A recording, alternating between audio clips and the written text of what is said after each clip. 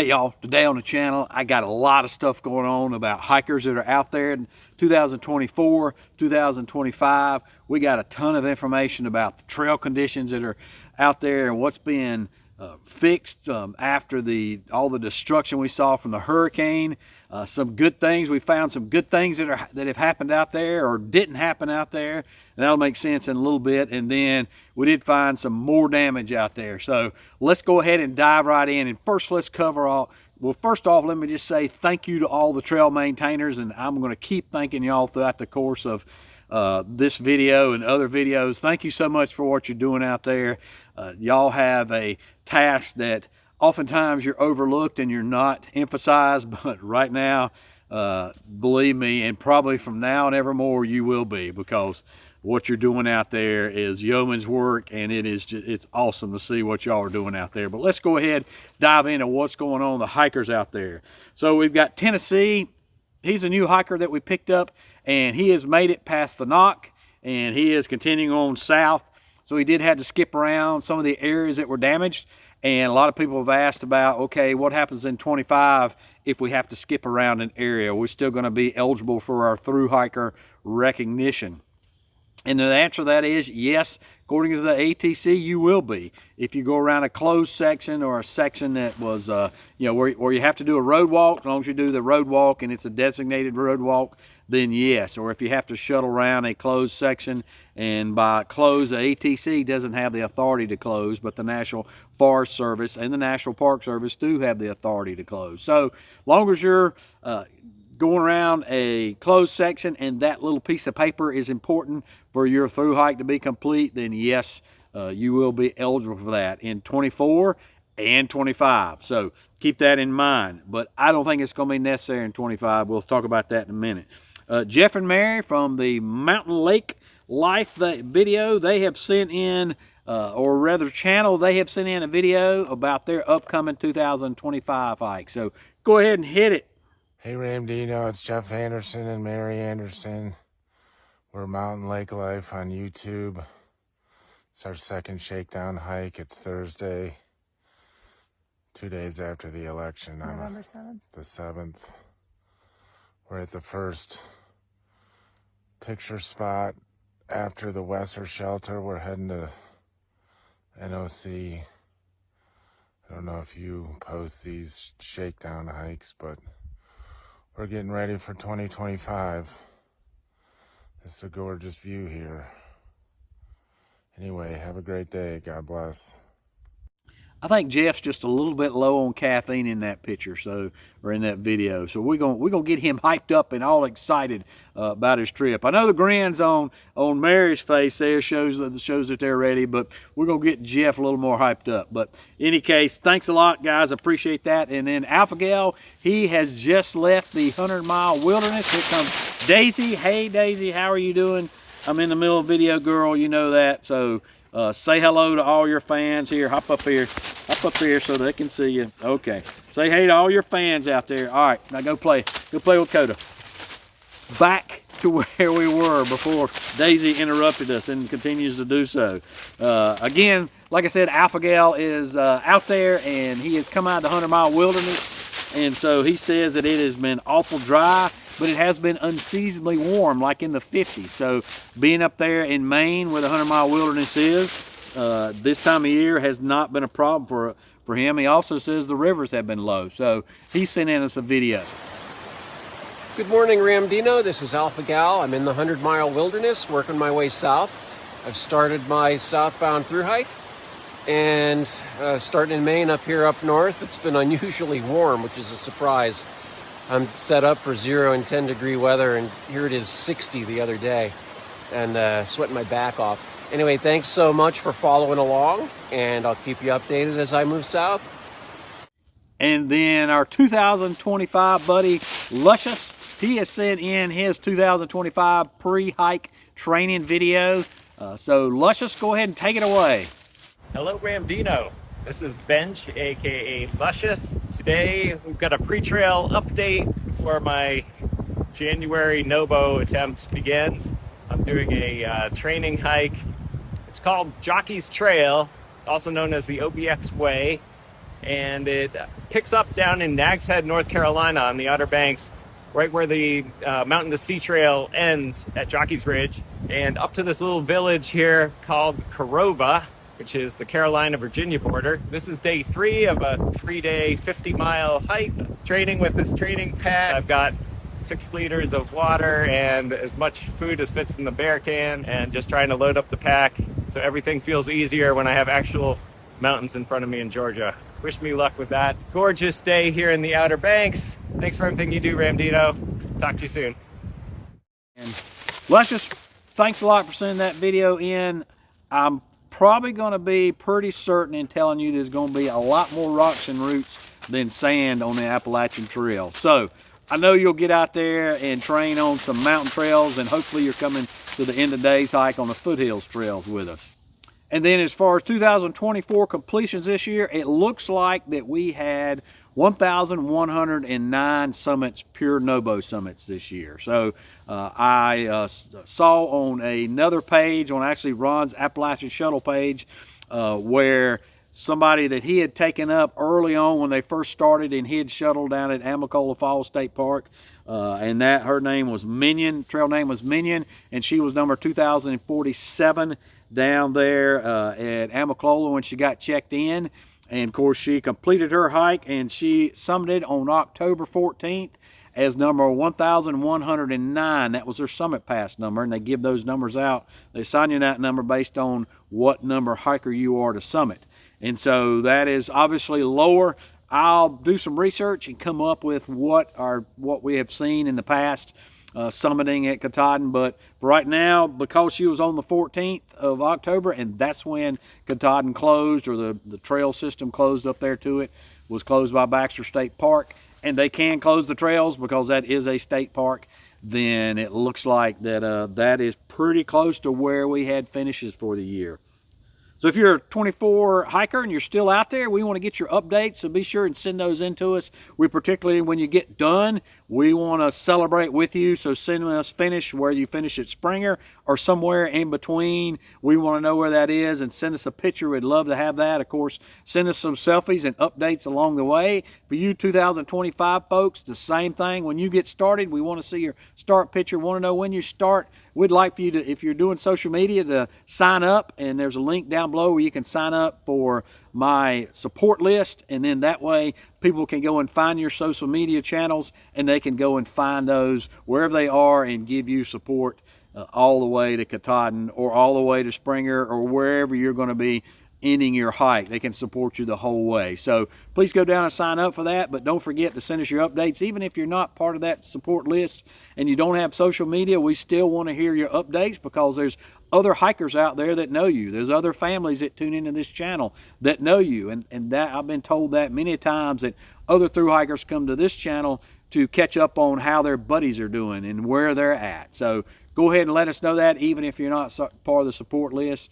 We would love to know that, and just help you and help your friends and help your family and your buddies out there know where you're at. Now, trail conditions. So trail conditions are changing every single day. They are changing so rapidly that it's really hard to keep up with them. Trail crews are now getting into the backcountry, so they've started at the trailheads, and of course the number of trees that are down, it's taken days and days and weeks just to get a mile or more in some cases. And so, but they are starting to do that now. And so the TEHCC, which is the Eastman Hiking and Canoeing Club, and they are out of Tennessee, they have made it to Iron Mountain Shelter there at Nobo number 438, and that is just trail south of Shady Valley. And it's also where the trail is trail south, where the trail crosses Highway 90 in Tennessee, and they have found Iron Mountain Shelter unscathed. So that is awesome to hear that as we get back into the backcountry, and we're going to talk a little more about that here in just a minute, about finding shelters, what kind of conditions that they are in. So that's awesome to hear. That general area has already lost 3 shelters. Of course, they tore down the Over Mountain Shelter. And then we lost the Laurel shelter, the Laurel Falls shelter there to fire. That's going to have to be rebuilt. And the Roan High Knob shelter is closed right now for refurbishing, because the logs have rotten out, so that's closed. So those are all kind of in the general vicinity there, and we're going to hear of one more here in just a minute. But it does look like that there are trees down all behind the shelter here at Iron Mountain Shelter. So that kind of tells me that, all right, the campsites may not be available when you get to some of these shelter sites. I have asked several maintainers, and asked them specifically through their Facebook pages and websites, and even online on Facebook pages, hey, are y'all, when you get to a shelter site, are you clearing that shelter site? Are you just clearing the treadway, the trail? Are you clearing the blue blazes? Are you clearing around the shelter site so the campsites are clear? What are you doing there? Because not everybody stays in the shelter. They may stay at a shelter site because you got a place to get in if there's a really bad storm. You usually have water there. Of course, you can, a lot of them have privies there if you like using a privy. And so I've asked them if they're cutting around the shelters, and so far have not gotten input on that. So hopefully I will. If you're a trail maintainer out there, I'd love to get input on you on exactly what you're cutting around the shelter sites. Are you cutting out the whole shelter site or just the blue blaze into the shelter site? And then unfortunately we found out we did lose the Cherry Gap shelter, which is Nobo Mile 357. And that's just trail north of Beauty Spot and Unica Mountain. And unfortunately, it looks like this whole shelter site, including the shelter, got bombed out. So that is probably not going to be able to be used next year. And it looks like that is going to have to be rebuilt. Interesting enough, though, there was already plans to replace that shelter from last year.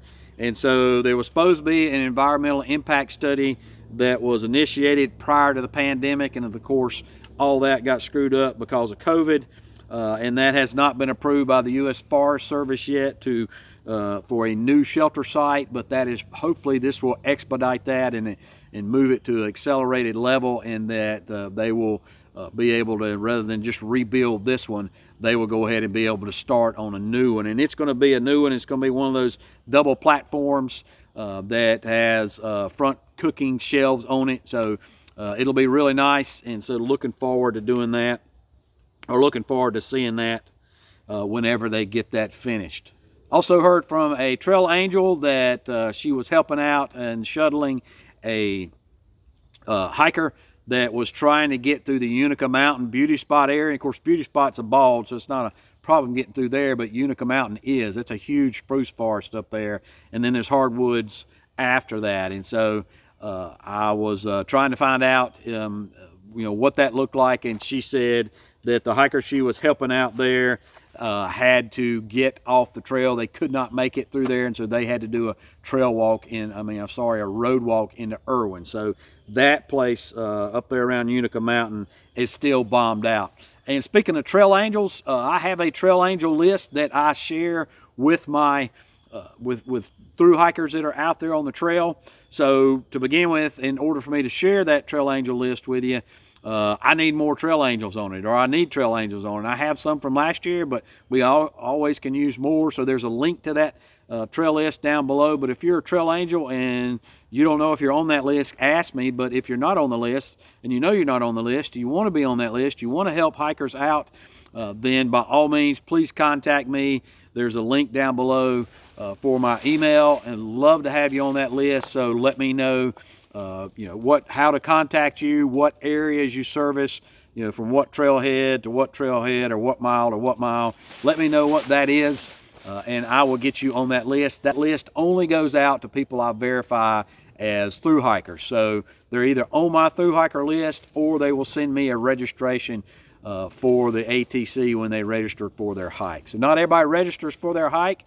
They may have to send me, they may have to go ahead and get on my list so that I can look at their social media to make sure that they are through hiking. But I've got to have some way to vet those type of people out to protect the trail angels that are out there.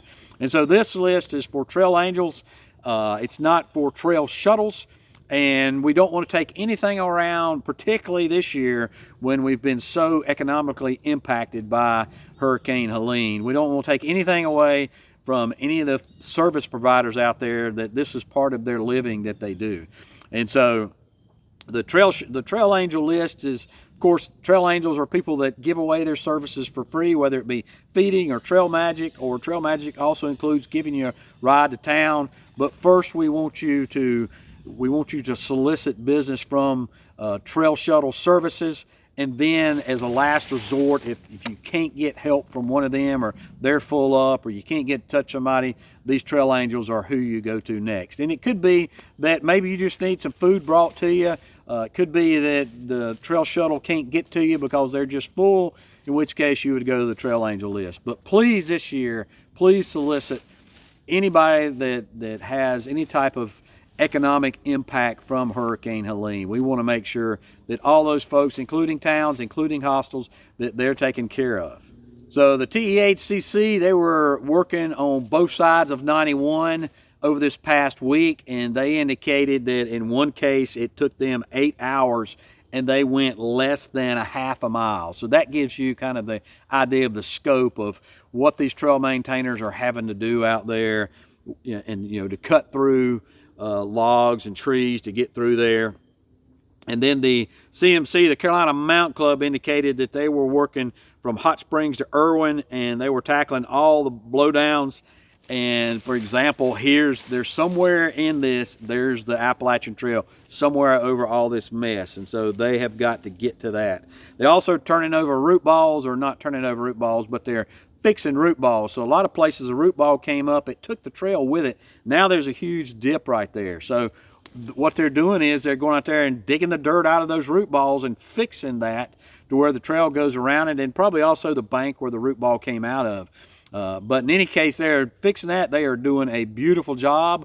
There are places on the trail that as they go out, and those, when they have a big enough group and the sawyers are in front of them and the swampers are in front of them and the limb pullers are in front of them, the other people dropping back and working on the trail, and they are doing a great job. And one of the things I'm really proud of is seeing younger people get out there. So by and large, the trail clubs up to this point have been mainly comprised of retirees out there, and so that tends to be older people, right? But we're seeing more and more younger people giving back to the trail, particularly due to this emergency, and so that is awesome to see that. I hope those young folks continue to give back for the next couple generations as we get this trail straightened out. So I heard from a trail maintainer out there, and he indicated he was confident the entire trail would be hikeable by the start of peak NOBO season, and he means NOBO season in March. So obviously it takes usually a month to get to Hot Springs. So folks that are starting in March, they won't be up to Hot Springs till April. And then, actually there's not that much area that's really devastated.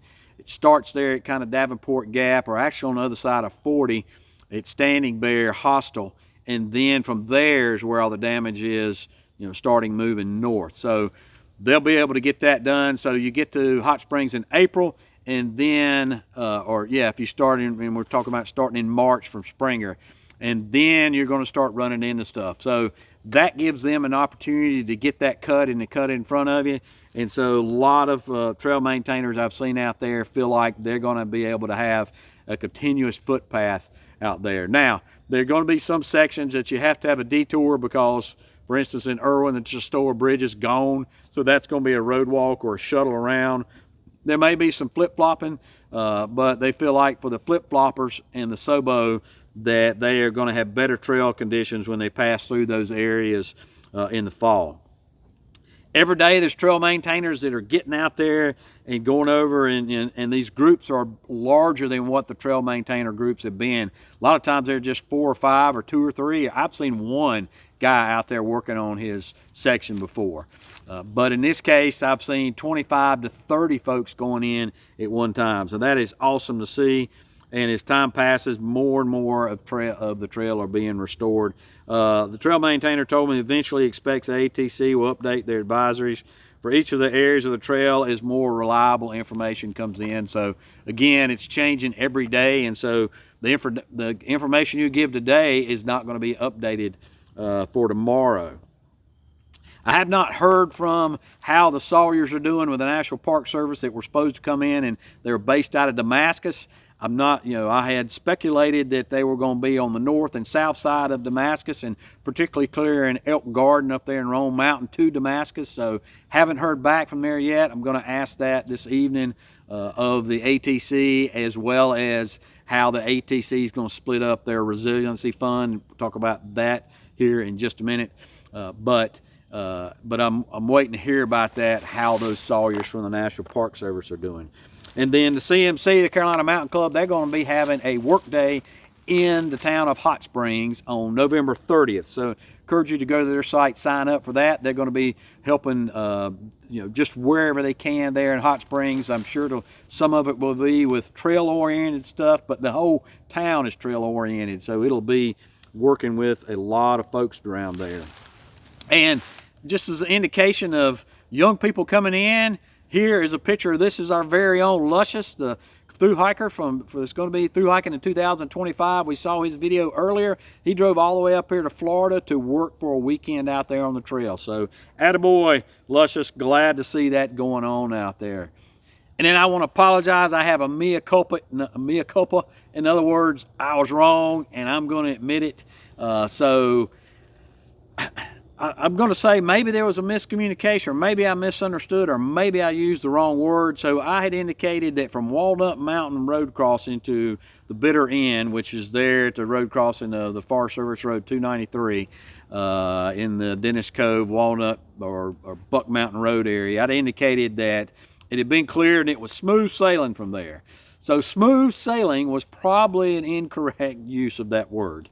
It was not smooth sailing. I had a subscriber that watched that, and he indicated that they saw my video, and based on my say-so, 6 of them went out there and attempted that hike. And they said that less than a half mile of Walnut Mountain, they hit 2 massive blowdowns, and then they also took quite some time to negotiate.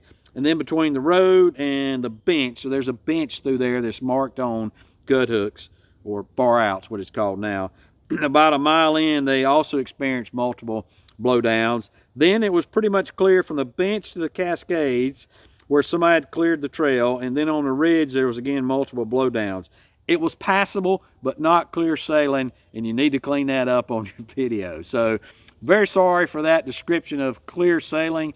I had some folks that are thru hikers that live in the area up there, and they indicated to me they had come and cleared it. And I guess they had cleared it to make it passable, to make it hikeable, not necessarily clearing it to make it, you know, straight through, to make it smooth sailing. So my apologies for that and that group of 6. Hey, but thanks for getting out there and showing us what was going on. And hopefully they're going to be getting through there, the trail maintainers, anytime now. So my bad. Can't go up there and do everywhere. It's about 2.5 miles. 2.5 hour drive for me to get up there, so I just don't have the time to go that and put out these videos each week and still have a 50-hour work week and be a husband and a fur baby daddy and all that other neat stuff. So I'm relying on other people up there, and that was, I'm sure, just a misunderstanding on my part and not anything that they did.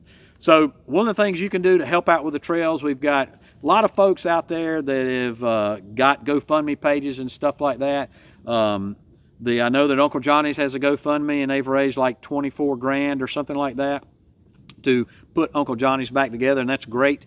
Alda has a fund out there, and Alda is the Appalachian Long Distance Hikers Association, and all 100% of their donations go to either hostels or trail towns.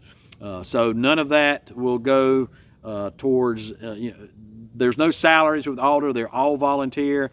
And right now I think they've raised, I want to say somewhere north of $50,000. I think it's up to 55 the last I checked. So, and I know they've been spending a lot of time over at Mountain Harbor with work crews, and they've given money out to Hot Springs, I believe, or maybe it was Damascus. So I'm going to check and find out where else that money's going. But rest assured, Alda is a great organization, and all that money is going back out to help the trail and the trail communities.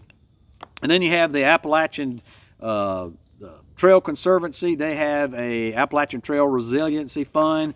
Right now, I'm not referring people to that fund to give yet, because I still have some questions that I want to ask the ATC about how that's going to be divvied up, how much of it goes to their supporting their long list of people that are on the payroll and all the mouths they got to feed there. You know, a lot of times the not-for-profit organizations, they have a lot of people on the payroll, and those people have to be paid to run that organization. And I'm not going to get into throwing shade on the ATC in this video like I have in the past. A lot of great people there.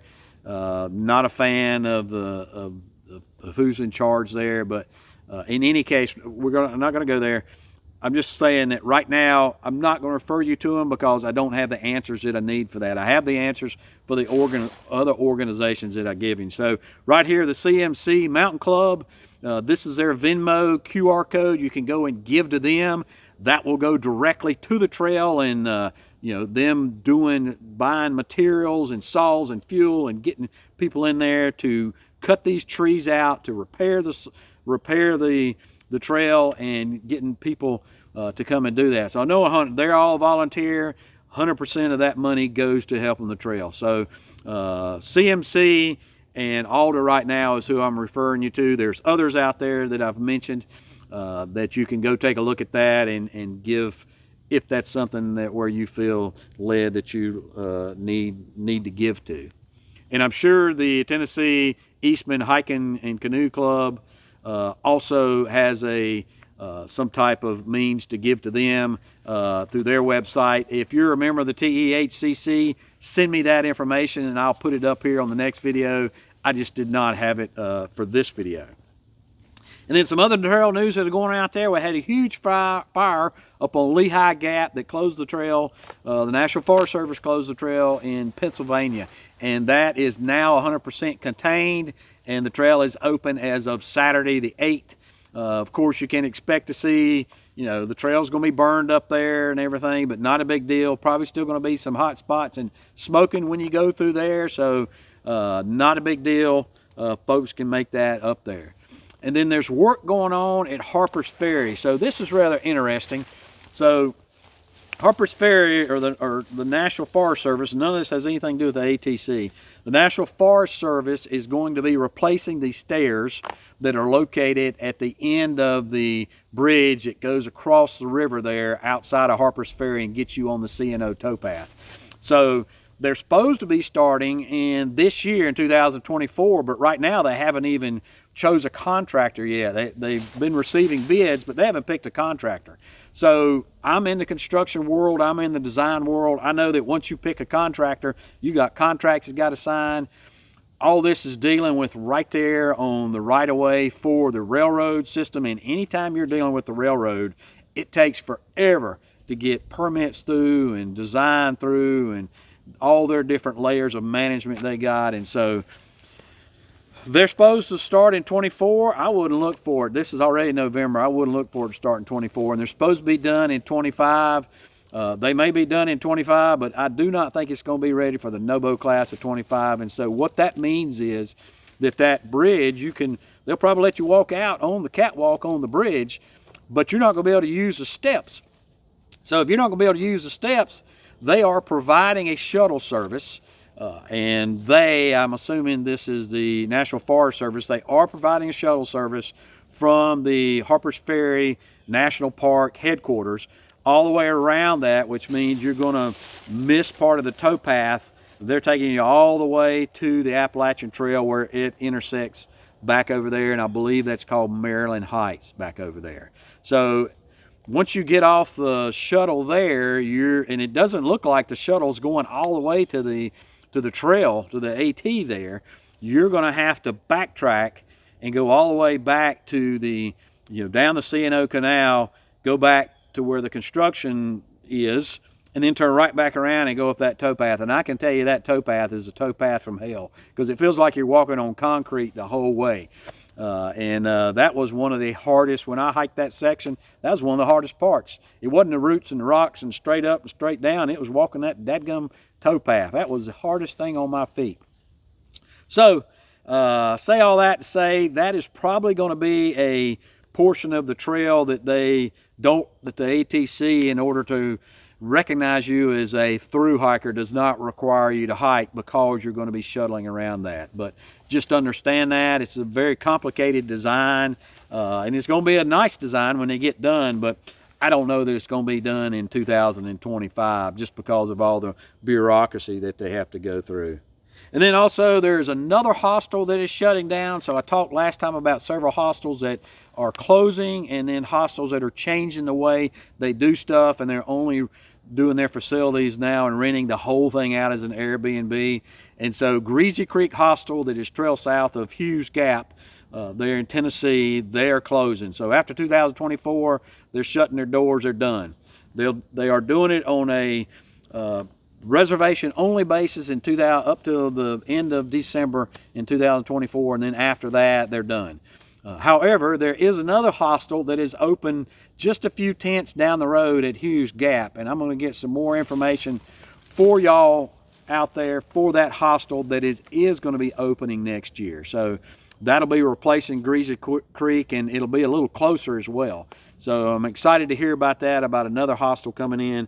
So looking forward to giving you some more information on that.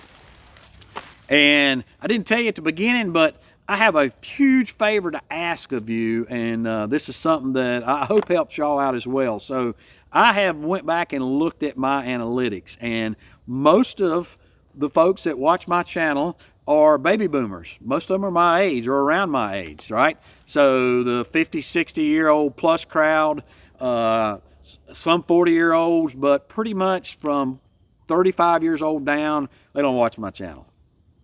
I don't know if it's because I don't wear shorty shorts or look pretty or what it is, but I think I look pretty. My wife thinks I look pretty. My dogs think I look pretty, but I guess the general public does not. In any case, so that's where my analytics show that you, my community, are out there, and that is awesome. Well, I know that a lot of people out there, one of the largest demographics growing on YouTube is the 40, 50, 60 plus year old crowd. And by growing, I mean these are folks that want to start a channel, but they're just, for various reasons, are not starting a channel. Well, I can tell you that YouTube has been awesome. I have enjoyed it greatly. Yes, there's a little bit of income from it, but it ain't much. And it really just helps me continue the channel. It doesn't do too much more than that. And that's fine. I'm not all about growth. I'm about building the community and about being part of the community with y'all, not only part of the community that we've created here on the channel, but the hiking community in general. So that's where my passion is. But because there's people out there wanting to start, I decided to start another channel. And so that other channel is going to be specifically for over 40 folks, 40, 50, 60 plus, that want to start a YouTube channel. So it would help me out a lot, one, on this channel, if you give me a thumbs up, subscribe to it, that would help out great. But if you go over to my other channel, and I'm going to leave that link down below, and it might be at the end link here as well, if you would go over that channel and watch a few videos, giving me a thumbs up over there, and subscribe to that channel, at least give me a thumbs up, maybe leave a few comments. All that are things that drive the algorithm to that channel, and basically let that algorithm know, hey, I'm out here, there's people coming to it. And so that it takes that for the algorithm to send other people to the channel. If you got a channel that ain't got anybody coming to it, ain't got any comments, ain't got any thumbs up, then the algorithm don't know what to do with you, because it's looking at who is watching that channel, and then who does it need to send that channel to, other people. So that would help out greatly if you would do that, not only on this channel, but on that new channel over there. I want to build that community and help out people that want to start a YouTube channel. I have a servant's heart, and that's what I'm all about. There may be some of you out there that want to do that as well, and you're welcome to leave a comment or ask me any kind of questions you want to on that. So this channel has been so rewarding for me, and hopefully I see a lot of you folks making awesome comments. It's been rewarding to you as we built this community. Don't forget that we've got the end of days hike coming up starting December 25th on the Foothills Trail. Right now there's only about 33 miles of it open, but there's going to be more of it open by the end of December. I don't know if all of it's going to be open, but whatever is open, we're going to hike it. So I'll be there. Fresh Ground's going to be there. I'm going to be more hanging out around Fresh Ground and Fresh Ground's base camp more than I am going to be out there hiking, because I've hiked it over the past 3 years. This will be year 4 that we've done it, and I didn't get a chance to talk to you guys. I was too busy out there hiking. And so I want to come out there and meet the community that we've put together. And by we, I mean me and you and everybody that's involved. So I'm excited about that. A lot of people coming, some people flying in, people taking vacation to come here. I'm having to take vacation to come there. So it's going to be a fun time. Even if it's only 40 miles, it will be a great time, and I am pumped up about doing it. I got an idea. I've been told by a couple maintainers there that they feel like it is going to be clear, but we'll see about that. All right, folks, that's all I've got this week. As always, appreciate you, and we'll see you out there.